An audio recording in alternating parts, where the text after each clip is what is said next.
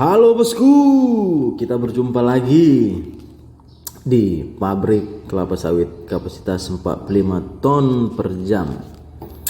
Adapun kriteria buah yang diterima adalah komidel 5 kg. Di bawah itu kita tidak terima karena bisa dapat merusak mesin-mesin pabrik. Terlalu kecil, TBS yang masuk akan berdampak kepada terselip-selipnya di bagian mesin.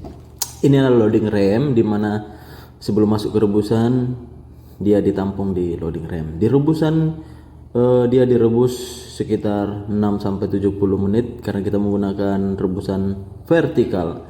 Tujuan dari TBS direbus yaitu menonaktifkan engine lepase bosku, supaya tidak terlalu tinggi dia direbus. Selain itu dia berfungsi juga untuk merebus supaya mudah terpipil dan dipres terpisahnya antara daging brondolan atau yang disebut dengan serat atau fiber dengan nut yang di stasiun press. Ini adalah tracer kita bosku dengan kapasitas dengan putaran minimal maksimal 21 rpm, di mana dia 21 kali dalam 360 menit dalam 1 menit.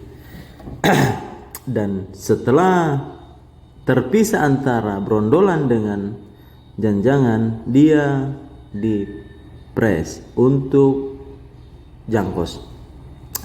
Di sini dia di press menggunakan empty band press, menggunakan ya embel dengan kapasitas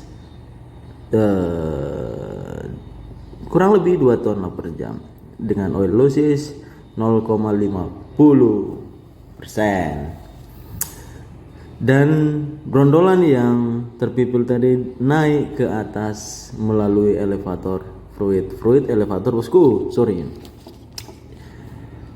Setelah sampai di dalam press, dia di press menggunakan Wang Yen. Bukan bosku, ini model tipe P15. Dari CB dia terpisah, yang bentuknya tadi brondolan menjadi fiber dan nut, tetapi dia masih dalam kondisi basah. Nah, fiber dan nutnya dipisahkan lagi melalui CBC. Ini dia COT, di mana hasil pressan tadi berbentuk slat, dia dipisahkan melalui temperatur yang sangat panas bosku. Slat yang dari press tadi bosku, dia disaring melalui vibrating screen. Jadi yang diperhatikan di sini adalah temperatur bosku. Semakin dia kita jaga temperaturnya, terpisahnya minyak dengan slat lebih mudah bosku.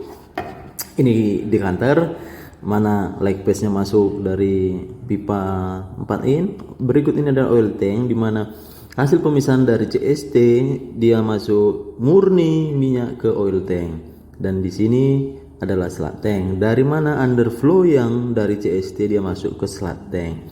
Temperatur yang ada harus kita jaga. Nah, ini adalah check breaker conveyor, di mana fibernya yang dari press dia dipisahkan supaya lebih kering di dalam CBC.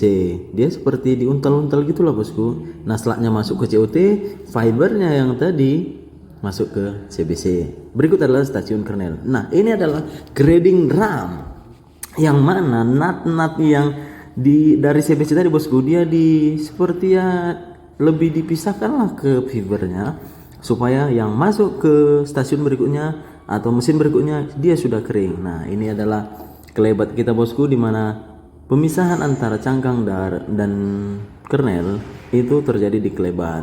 Nah, kelebat menggunakan CaCO3 harus kita jaga